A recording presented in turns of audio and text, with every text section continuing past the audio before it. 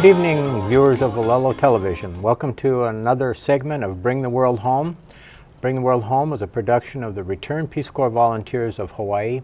And each week we bring you a returned volunteer's experiences overseas in one of the 132 countries that the Peace Corps serves. Today we have with us Sarah Leitner. Sarah, welcome to Bring the World Home. Thank you. Sarah was a volunteer in Vanuatu, and we're out here in the Pacific in Hawaii, and Vanuatu is not very far away, just down in the southern Pacific. And is it Micronesia, Melanesia? It's in the area known as Melanesia. That's Melanesia. And you served there as a volunteer from 1999 straight through to 2005, is that right? Yes, I did. Well, that's a great dedication of service to the Peace Corps, and especially to the people of Vanuatu. Very briefly, I'd like to give a little background on what type of service that you performed for the people of Vanuatu, and I always like to try to understand what brings a person into Peace Corps service in the first place. Did you or your family have a history of volunteerism or community service or anything of that sort? I think my original sort of impetus to have the desire to join Peace Corps, when I was in college, I was working for a book editor, and he had been in the Peace Corps in Poland, and he had told me stories about his Peace Corps experience, and I think that's really what spurred me on originally to consider that as something that I wanted to do in the future. Well, that's the purpose and mission of this program, is to explore and expose our viewers to the idea of service and give them a chance to try and understand what service in a particular country might be like. Typically, you were a college student when you were working for the editor and when you applied? Yes, and so you graduated from college and decided that now's the time to try and follow through? Could you? Well, I graduated from college, and then I was teaching high school at a boarding school in eastern Iowa. And at that point I decided I wanted to do something new, something different, do some traveling. And that's when I made the decision that I wanted to apply for Peace Corps. Did you find the process onerous or easy to navigate in applying? No, it was really, very doable. I worked through the regional office in Minneapolis at that time, and I wasn't able to get away from work to go and do an interview, and so we had a phone interview, and they were really good about, accommodating my schedule. And yeah. And were there any surprises during the selection process? How did you come to ultimately serve in Vanuatu? Was that a choice of yours, or? I said I'd go anywhere. I wanted to go somewhere warm. Okay. I found out that I would be going to Vanuatu, and then at the last minute they asked me if I would be interested in going to Zimbabwe, and I really didn't know. Both of those places sounded good to me, and I just kind of decided Vanuatu, and that's how it worked. Well, from other conversations we've had, I understand that you've basically fallen in love with Vanuatu, and especially you stayed there for typical Peace Corps service is 2 years. You were there over 5 years. Yeah. What about the country? Well, maybe I'm getting ahead of myself. So you arrived in Vanuatu in 1999. Typically, Peace Corps volunteers have some training beforehand. Was that the case with you? Yes, we had our training on the island of Epi. And my host family is half from Epi and half from Futuna, which is a little island in the south. And so we were there for 3 months, and then came back to Port Vila, to the main capital, to then go off to start our service. And when you arrived in country, you knew the area, not the geographical, but the type of work that you were going to be doing already? I knew that I was going to be a teacher, and that I was originally supposed to be teaching in a Francophone school, a French language school, but teaching English. I wasn't able to go to my original site my first year because there was a big earthquake right before I was to go, and Peace Corps was a little bit worried about the water supply and things. So I taught actually at an Anglophone school for 1 year, and then my second and third years went back to the school that I was originally supposed to go to. And so you were a single young woman at that time, and you're, as many Peace Corps assignments are, you live with a host family. But was there anything different about your living arrangement, what they required? Yeah, well, my second and third years, when I was teaching on the island of Pentecost, I was at a Catholic mission at Melcisi, and because I was a single woman, I wasn't allowed to live by myself, and so I lived in the convent with the sisters. In a Catholic convent? Yes, in a Catholic convent with sisters from Vanuatu, Ni Vanuatu Catholic sisters. Oh, that sounds very different. Yeah, it was. How did that strike you when you were first informed that that was going to be your living arrangement? It was sort of described to me as a temporary thing for a couple weeks before things got all figured out, and then 2 years later I was still there. And actually the sisters became some of my best friends, and working on my thesis for my MA at University of Hawaii, and the thesis is about these contemporary Ni Vanuatu Catholic sisters. Oh. So. Well, I hope that thesis leads you down further down the road to more connection with them. That sounds like a very interesting. And just to clarify, were they involved? Were you teaching with them or just living with them? Was their organization part of your assignment other than living? Well, we lived together, and then one of the sisters, she was probably my best friend, Sister Pascalina, she also taught home economics at the secondary school where I also taught. We were the only women teachers. And then another one of the sisters worked at the health center, which was right next door to the convent. And another one of the sisters was sort of in charge of the house and took care of the priests' meals and things like that. So you had told us you were a teacher before arriving in Vanuatu, you're a teacher in the United States, so you had some experience and training, obviously. Right. Did you find it radically different to try and teach? What level were you teaching, first of all? I was teaching in Vanuatu. I taught secondary, which was 7th through 10th grade. Okay. I would say that some of the general ideas about, classroom management and things like that it was advantageous to have that background, but there were so many things that didn't transfer at all. Like an example, for example, in some of my classrooms, the kids,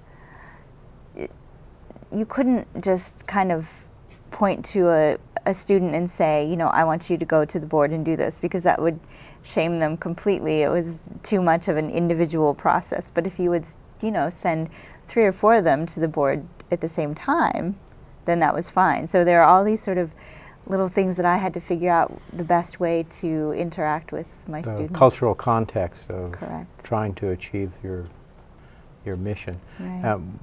Was Peace Corps training helpful in identifying these things for you in advance, or? Yeah, it was interesting. In our little training group, it was me and 2 other women who were also to teach at French schools, and we had a frere, a Canadian brother, who had been teaching in Vanuatu for years, and he was hired by Peace Corps to help us in our training, and he was a really good resource, I think, for us.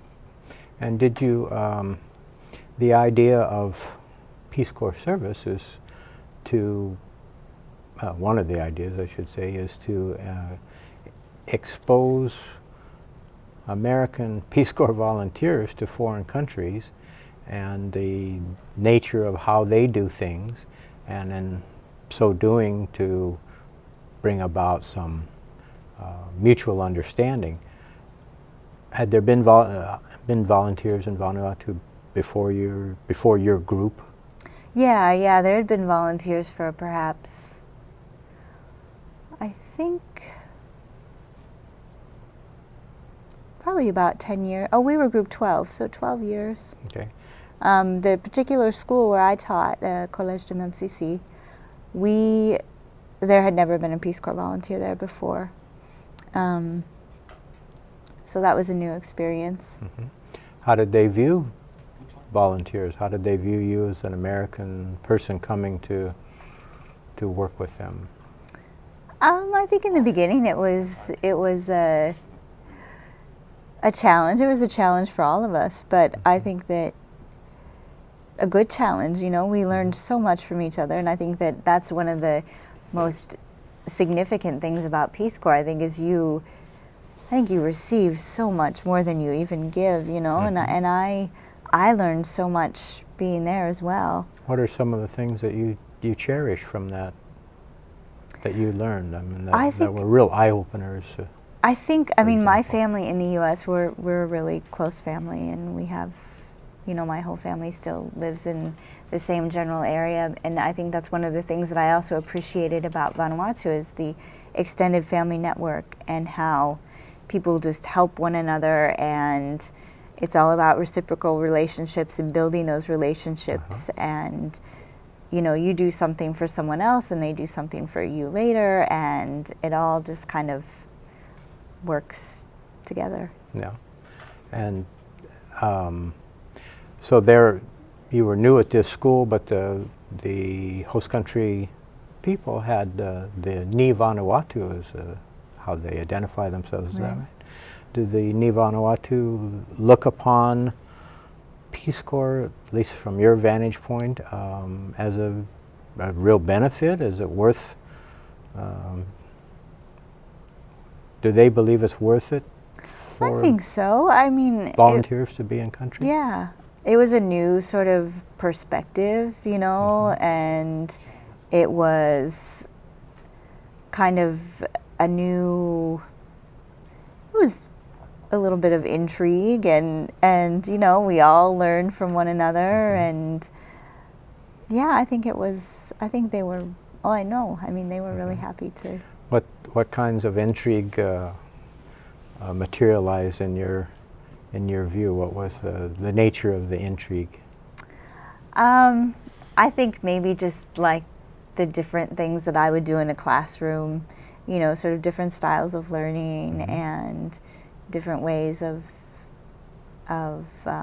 approaching academic subjects and things like that. One of the things that Peace Corps cautions volunteers about is try not to make a value judgment about the people that you're working with, and try not to believe that the American way is the only way. Exactly. And what kind of cooperation that might foster is one of the values that perhaps we as volunteers are able to bring back to the United States or back with us to another aspect of our work.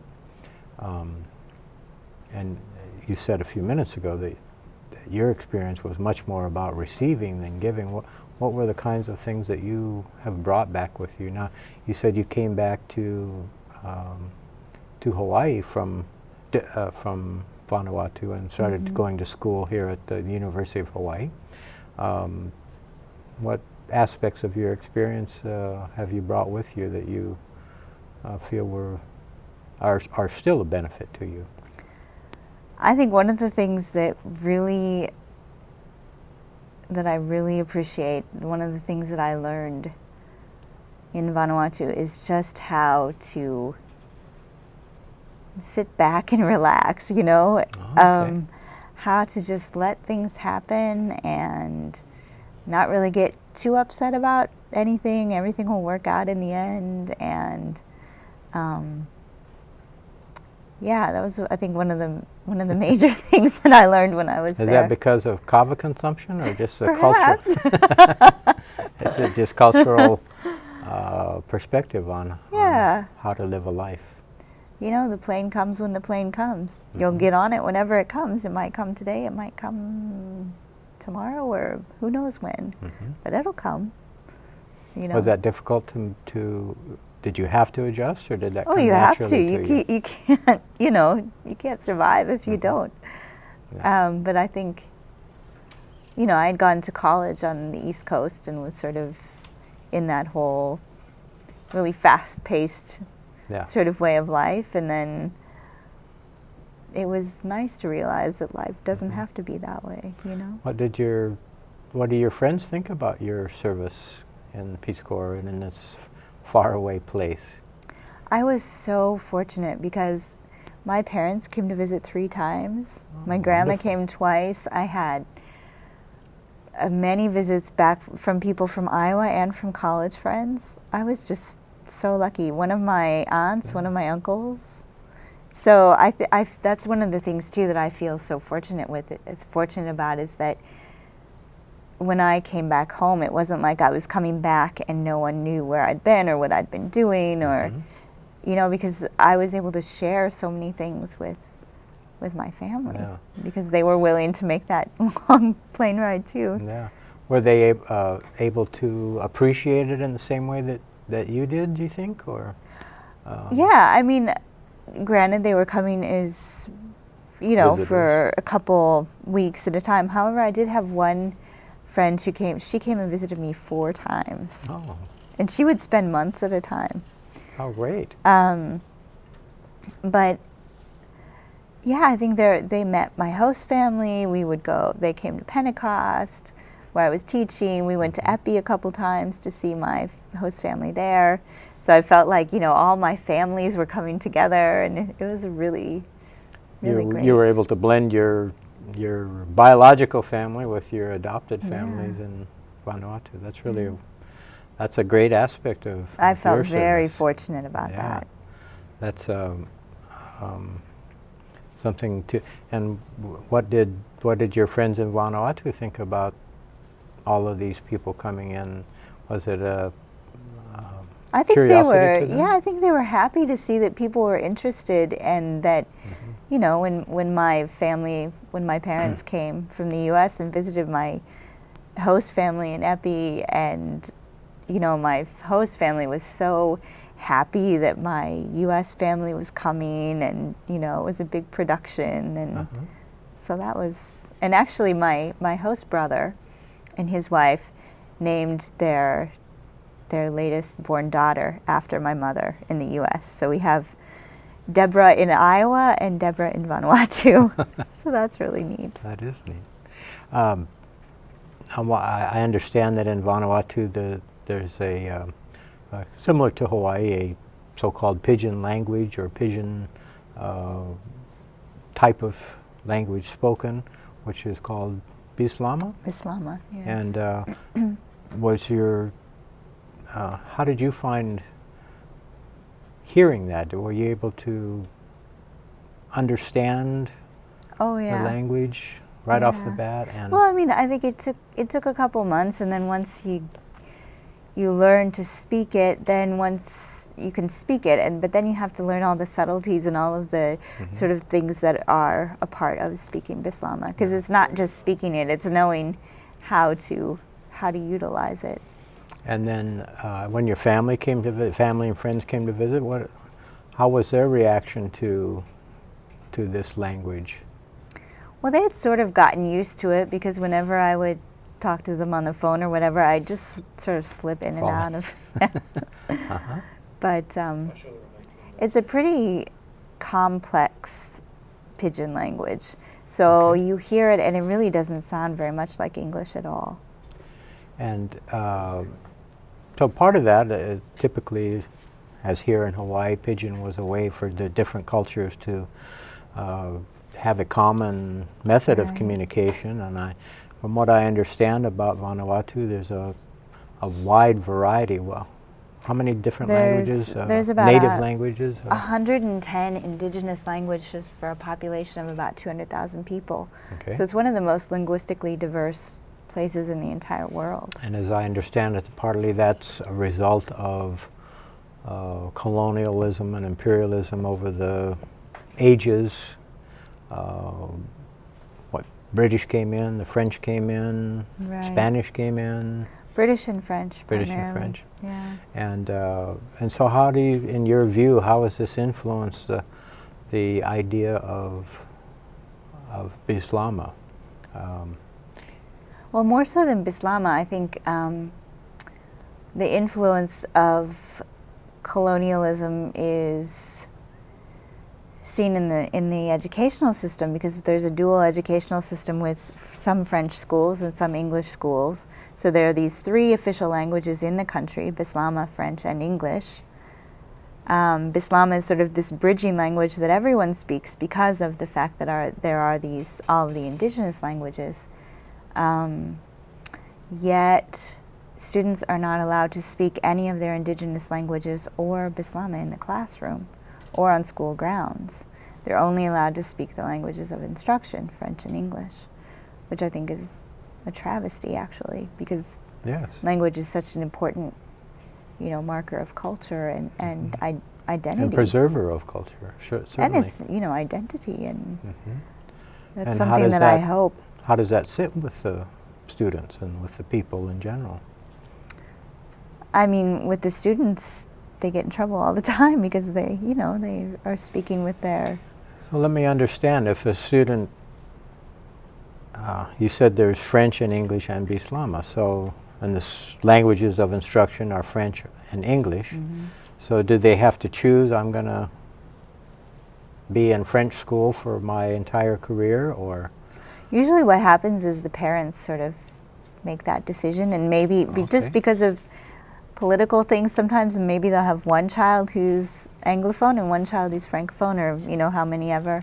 So you, from class 1 to class 6, if you're a French student, you speak French, and then if you pass the exam and go on to year 7, then you'll still be, French is the language of instruction, but then you'll start taking English as well. And so the students, they may be, I was teaching English to students as a 4th or a 5th language.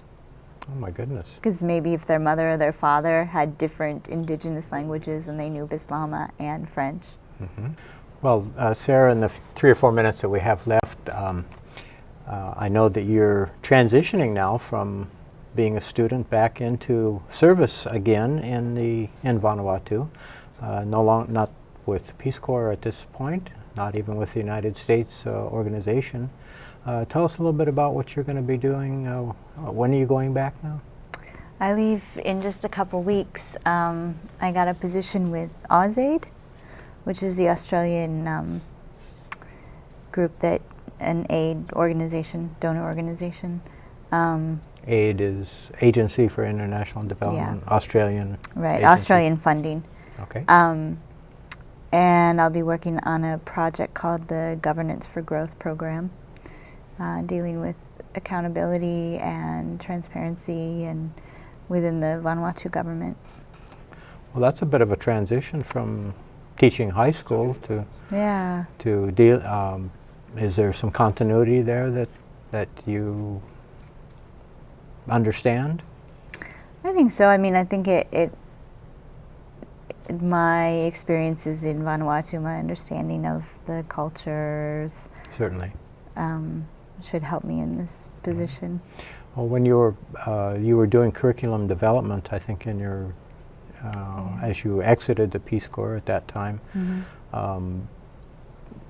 is that curriculum being utilized by your former school or by the school system now? Is that Yeah, it's been distributed. NZ Aid, New Zealand Aid, funded the printing of, as well as Peace Corps, funded the printing of the National History curriculum, the first one that Vanuatu has had, and it's been distributed to the schools.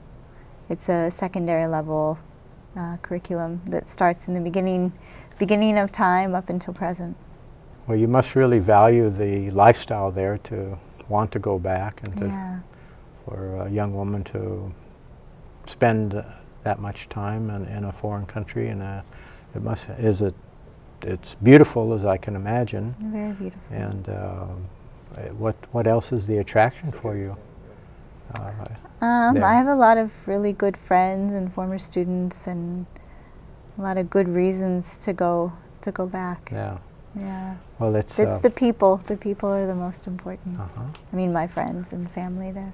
Well, the kinds of work that you've been doing and the service that you've shared with us today and Bring the World Home is really wonderful. We commend you for your work, and we thank our audience for tuning in again with us for this episode of Bring the World Home, where today Sarah Leitner has shared with us her experience and outlook on life in Vanuatu out in the South Central Pacific.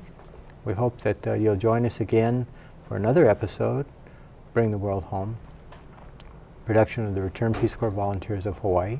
If you're interested in Peace Corps service, you can go to www.peacecorps.gov and find out about all the countries in the world where Peace Corps is serving and the type of volunteer work that volunteers are enjoying all over the world. Thank you again, Sarah, for being with us today. We really learned